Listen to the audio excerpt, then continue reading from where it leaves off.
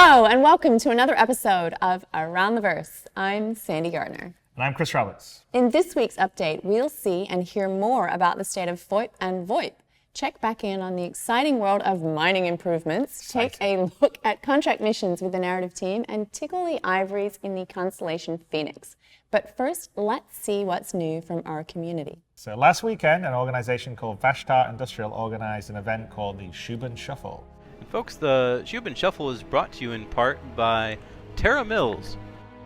We've seen all sorts of DIY races throughout the PU, but I believe this is the first foot race. Players ran a whopping 37.8 kilometers across Daymar, racing from Shubin Mining to Eager Flats. Yeah, our community has been getting really creative with this type of emergent gameplay, and it's always fun when they add a bit of humor, as Srendi Vashtar has here. Now let's march on to development updates and check in with the gameplay feature team.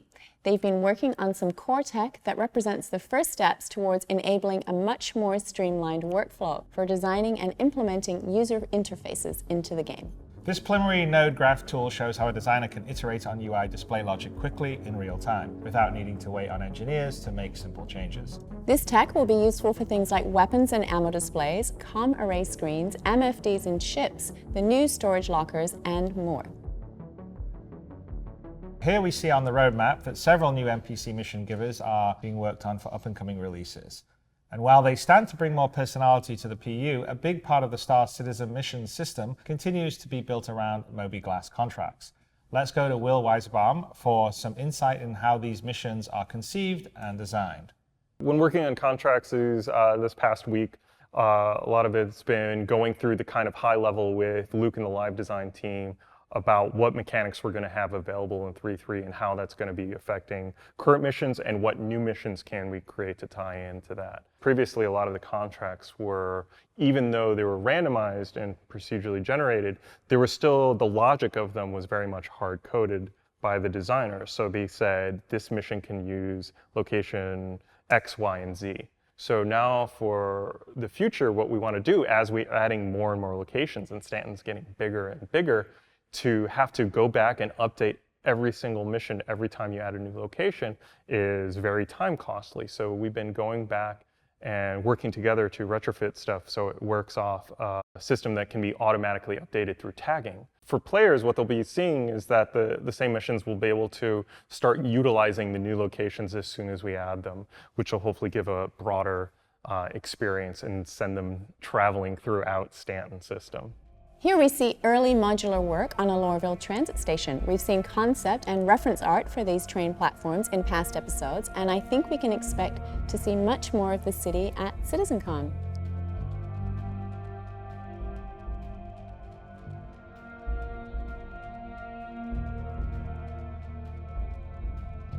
We've been optimizing FOIP and VOIP transmission over the network to get it working correctly in the live game. Here's PHILLIPSON back again with a progress report. In recent weeks, I've been working on data compression for the FOIP system. Although the FOIP data won't be transmitted via normal game servers, we still need to be aware of the amount of data that we're transmitting. As a result of this, we need to compress the data as much as possible.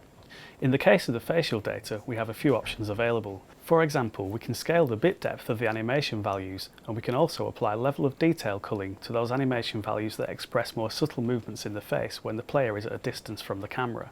This culling needs to be applied both at the client side and on the server, so that each client receives a level of detail that's appropriate to their experience. We also need to compress the audio data. In this instance, we have control over the audio bitrate at the server side. This allows us to provide an audio experience that's appropriate to what the player is doing in-game. For example, if somebody's talking using a communication system in the game, we can afford to provide a lower bitrate audio experience, since the communication system itself can be expected to degrade the audio. Test. Voice comms audio test. Compression level high. 1, 2, 3, 4, 5, 6, 7, 8, 9, 10. Whereas if somebody's in the same room as you in-game, you would expect their voice to be clear as possible, and in this case we will provide the best possible audio experience. Voice comms audio test. Compression low. 1, 2, 3, 4, 5. We use both listening tests and spectral analysis tools to ensure that the audio is of the quality that we require. Oh, that's pretty cool. Thanks, Graham. So now here we see a test case for the new elevator management tech, which will help us integrate more dynamic elevators into the game. The tech still needs a lot of finesse and development before you'll see it in the PU, but eventually it will also be applied to trams, trains, and other public transportation. Just when you thought it was safe to watch ATV, it's the return of mining improvements. Just like The Walking Dead, they're coming back. Yes, the devs continue to make subtle but noticeable improvements to the mechanic. Here's Dan TRUFIN with more. Some of these things are improvements on how the instability and resistances are calculated. Basically, we had to cap some of those numbers to not jump over the value of 100% for resistances, and also instability was capped at 100%. So now we can take the instability and take it past the value of 100%. So you will find rocks that are very, very unstable. Depending on how we play with the values, we can reach very unstable rocks that are really hard to mine. To counter that, we bring in a new mechanic that makes it easier to mine a rock once you keep your mining laser stable on that rock. So if you keep it steady in one point, then instability of the rock decreases over time. Your laser manages to be less erratic.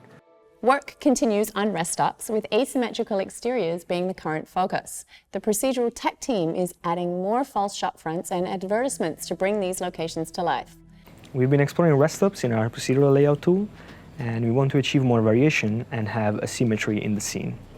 To achieve asymmetry, we are moving from strings to tags, and doing that, we have a lot less errors, a lot less typos, and a lot of problems connected with strings are gone. Tags are a lot useful because they give us a lot more better filtering, better theming, and they are a common interface between all the departments, so we know exactly what we're getting. And thanks to tags, we also have theming of, for example, an engineering room, tagged engineering. Then we'll have connections, props, and all the stuff related to the room, for example, adverts, will be themed engineering too. So this gives us consistency, even in an asymmetric rest stop, between all the parts of the rest stop. So moving on to ships, we would usually throw to Jared here for a pipeline update, but not today. Today we take the pipeline back. Oh boy, that's right. With Jared out in Germany for Gamescom, it's all up to us this week. Updates to the Constellation Phoenix continue, including improved landing gear compression animation and interior refinements.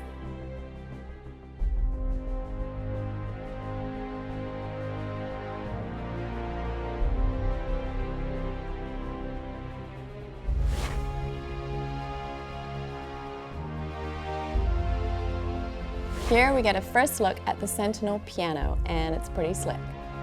Cool to see that in the game while you're sightseeing over yellow. So there you go. If you miss Jared, drop in and find him at Gamescom, or you can tune into Reverse to Verse exclusively airing on our YouTube channel this week. And if that still doesn't scratch your ship itch, check out our Alpha 3.2 Free Fly event starting tomorrow, where you can try out Star Citizen for free in one of several ships. And that's all for us this week. Thanks to the subscribers for sponsoring our shows. Yes, and to all the backers, thank you very much as well. Until next time, we will see you Around the verse.